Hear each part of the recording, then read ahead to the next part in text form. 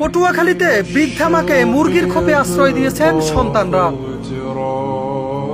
দর্শক, একটি মর্মান্তিক ঘটনা জানাতে চাচ্ছি আপনাদের, যা শুনলে আসলে আপনার চোখ থেকে পানি বের হবে। আপনি নয়, শুধু যে কোনো হৃদয়বান মানুষের চোখ থেকে পানি চলে। বলা হয়ে থাকে মায়ের পায়ের নিচে সন্তানের বেহেশত, কিন্তু সেই মায়ের প্রতি যখন এরকম অবহেলা করা হয়, জন্ম দিয়েছেন যিনি, সেই মাকে যদি এরকম একটি মুরগির খোপের মধ্যে আটকে রাখা হয়, তাহলে যেন আল্লাহর আরশ কেঁপে ওঠে, সন্তানের জান্নাত যেন হারাম হয়ে যায়। এরকম একটি ঘটনার বর্ণনা জানাতে চলেছি আপনাদের।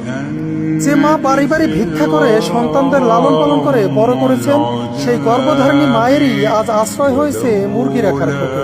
বৃষ্টির পানিতে ভিজে যাওয়া এরকম স্যাঁতস্যাঁতে পরিবেশেই দীর্ঘ বছর যাবৎ বসবাস করছেন জনম দুঃখিনী মা। মুরগি রাখার খোপড়িতে নেই কোনো কাঁথা কিংবা বালিশ, এমনকি হাওয়া বাতাসও চলতে পারে না ঠিকঠাক। দেখা যায় এমন একটি ঘরেই কোনো মতে খুঁটোমুটো দিয়ে বসে আছেন অসহায় মা। একটু পরপর খাবারের জন্য করছেন ডাক চিৎকার, কিন্তু কে শোনে তার চিৎকার? জানা যায় ঝড় বাদল যাই হোক না কেন, সকাল হলেই বৃদ্ধা মাকে মুরগির খোপে রেখে কাজে চলে যান সন্তান ও পুত্রবধূরা। এ সময় তাদের থাকার ঘরকেও রেখে যান তালাবদ্ধ। নিরুপায় হয়ে খাবারের আশায় নরবরে শরীরখানা নিয়েই এবারে ওবারে ছুটে বেড়ান জনম দুঃখিনী মা।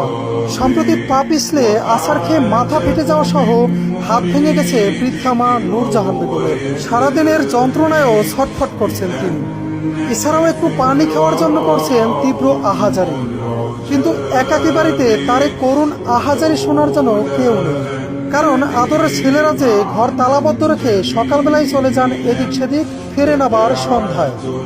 সম্প্রতি বন্যা হওয়ার কারণে জোয়ারের পানিতে থই থই করছে নূরজাহান বেগমের খোপটির চারপাশ।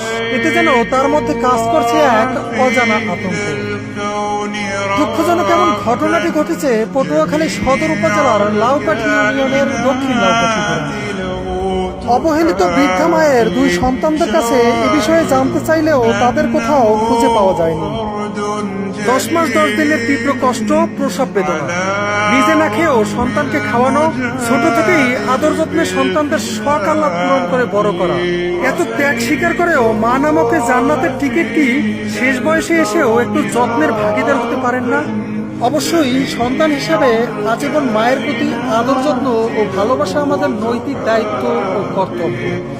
এজন্য প্রয়োজন আমাদের মানবিকতা বোধের, শিক্ষিত হওয়ার আগে প্রয়োজন মানুষ হওয়ার। তবেই পৃথিবী হবে আরো সুন্দর, শান্তিময়।